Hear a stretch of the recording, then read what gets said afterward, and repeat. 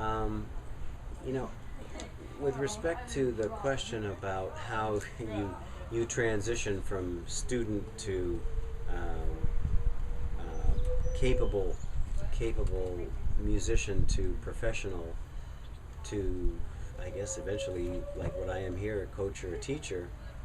um, I I know that in my own case I didn't really know when my opportunity would come to be a professional player. It happened.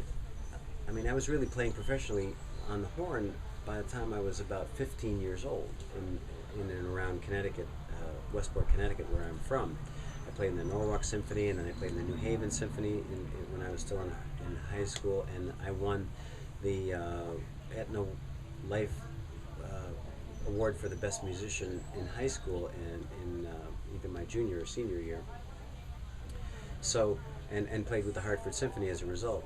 So I was playing professionally, but when I went to conservatory, New England Conservatory, I think was the biggest jolt for me to realize that go transition from being a big fish in a small pond, because there were other players at New England Conservatory that were freshmen that were better than I was, and I was better in some ways, but they were better in some ways, and so college, like for everybody, is, I think, the same experience, that you learn as much from your colleagues and as you do from your teachers.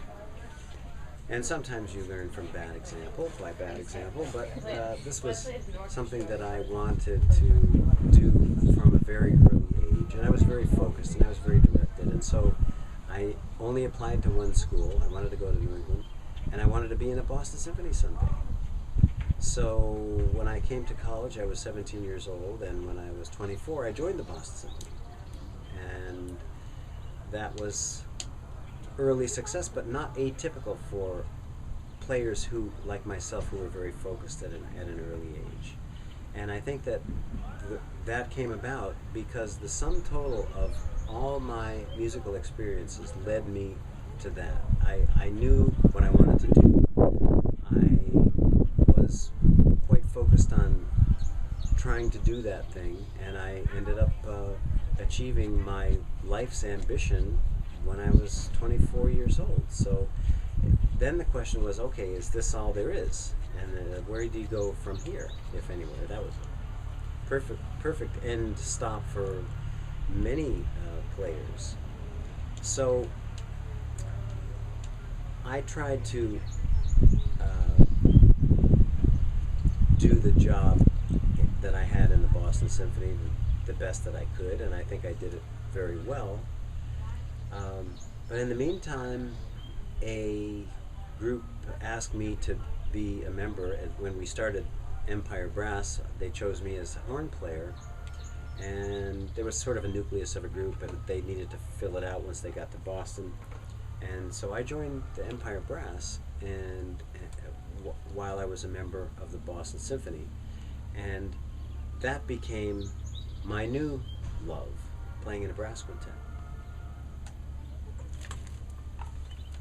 And that led me to the next stage of my career, which was playing in a chamber music ensemble full time.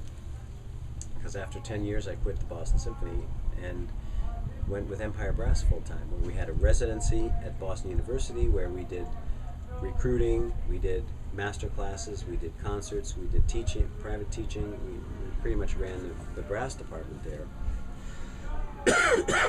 But also when we went on the road, we did recruiting.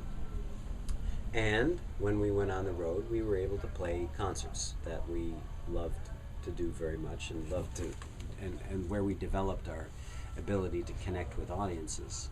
That is so much a part of being a member of a chamber music group, a successful chamber music group. It's as much about how you relate to the audience as it is how you play.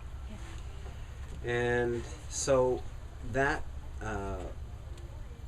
experience lasted 5 years full time outside Boston Symphony with Empire Brass, and then Canadian Brass asked me to join because they had an opening.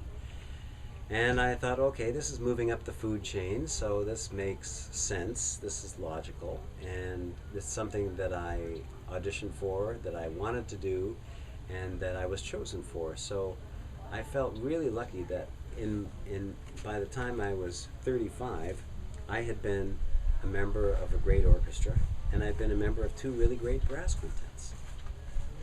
So I think any one of those things would have been a very good career for a single player. I was fortunate enough to do all those things.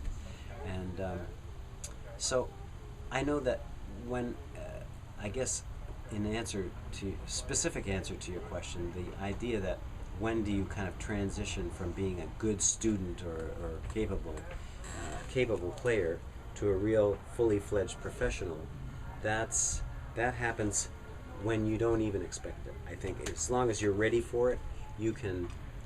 If you're prepared for it, you can transition well. You usually only get one chance to make good on that. And I was ready, and I rose to the challenge.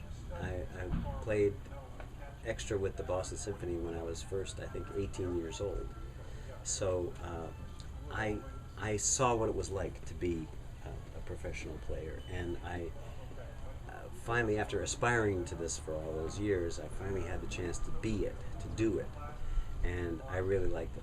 I really liked it even more. So I never really wavered on my mission for myself in my career, and I had really great success at it. I think because I was focused, I was prepared, and I was lucky. I really believe I was lucky that I had opportunities presented to me.